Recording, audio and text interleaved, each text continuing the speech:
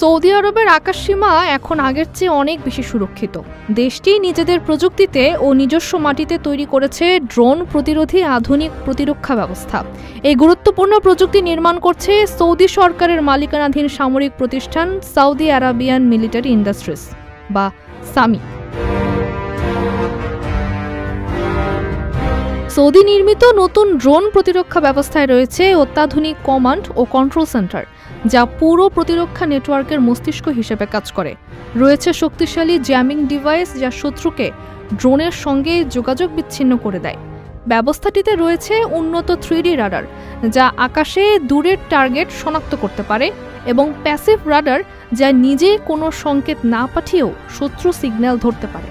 এছাড়া ব্যবহৃত হয়েছে থার্মাল ও অপটিক্যাল সেন্সর সহ দূরপাল্লার নজরদারি ক্যামেরা, যা দিন রাত এবং প্রতিকূল আবহাওয়াতেও নিরবিচ্ছিন্নভাবে কাজ করতে পারে।